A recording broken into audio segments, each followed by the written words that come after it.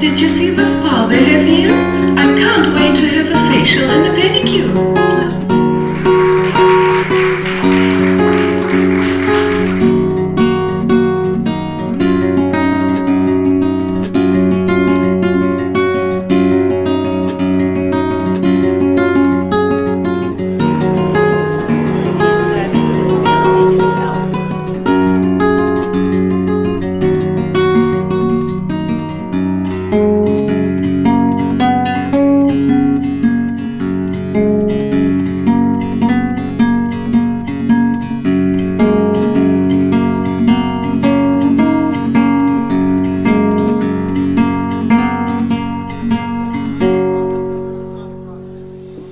Frogs, they belong to a bigger group. They belong to a group of animals called the amphibians. Here in North Carolina, we have 88 species of amphibians, and we also have the highest salamander diversity in the world, which a lot of people don't realize, but we have a lot of different species of salamanders. These salamanders make up a huge biomass. The biomass is basically the weight of all those animals put together. There was a wetland here in North Carolina where they looked at it, and there were 3 tons of amphibians in that wetland. That is a lot of biomass. These are a very, very important part of our ecosystem.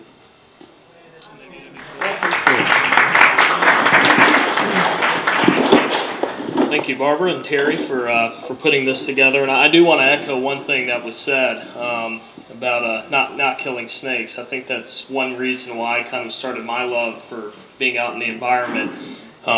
My mother's an anthropologist. She actually did a lot of her work in the mountains on the border of Afghanistan and Pakistan. Actually filled up her car with gas where they found Osama bin Laden.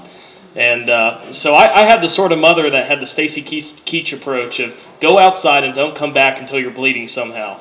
So I grew up in the southeast part, off at East Boulevard, and in the southeast part of the county, certainly getting out and enjoying getting out in nature. And even recently, regarding the snakes, we were putting our boat in the water on Mountain Island Lake, and there was a beautiful, beautiful water snake. I don't even think it was a poisonous one. I think it was just the northern brown snake. Crawled out from under the engine and onto the pavement, and this was at the launch at Access Road there.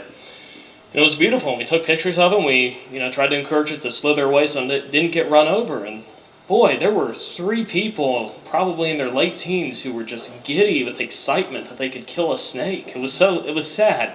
It was one of those things where you're ready to just about start a fight to make sure that snake gets into the grass and gets away from a few morons. So the biggest and most worrisome one is on Mountain Island Lake, and I see we have a couple of Mountain Island Lakers here.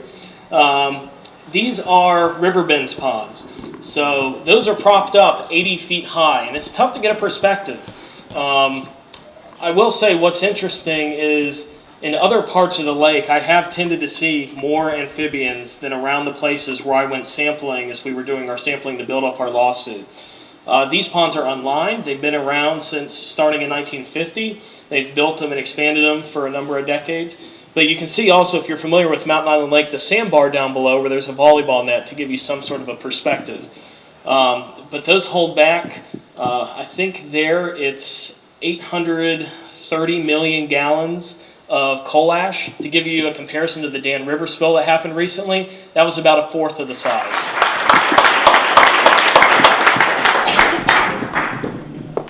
Okay, it's great to be here and talk to everybody, and thanks so much to the organizers for inviting me. So I do want to talk a little bit today about these disappearing and declining frogs, of course, and in particular the role of disease and are there any potential cures.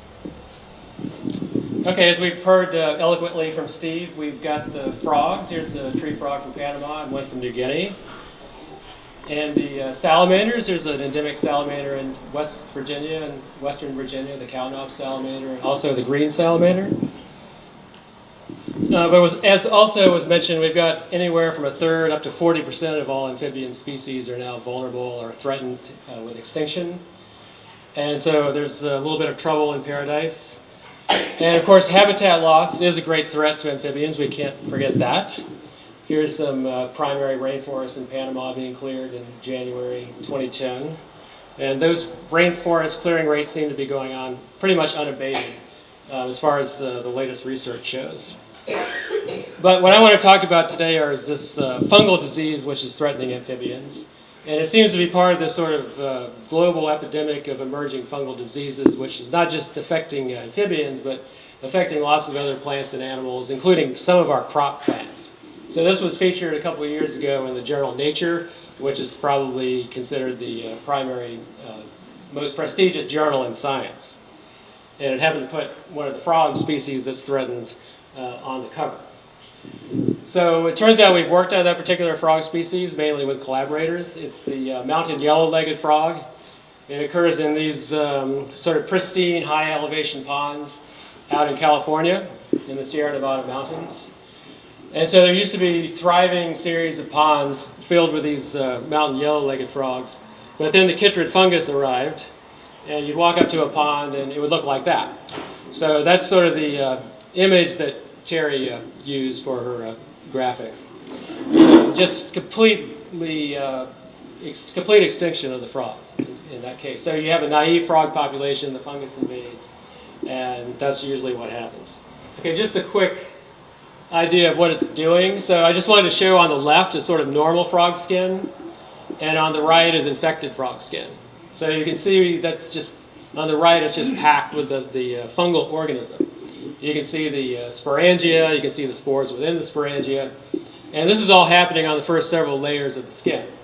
So as Steve talked about, there's a lot going on across the skin in amphibians. The oxygen exchange, the ion exchange. So that's completely disrupted, so you get ion imbalance. They have problems with potassium regulation, so they end up pretty much having heart failure when that happens.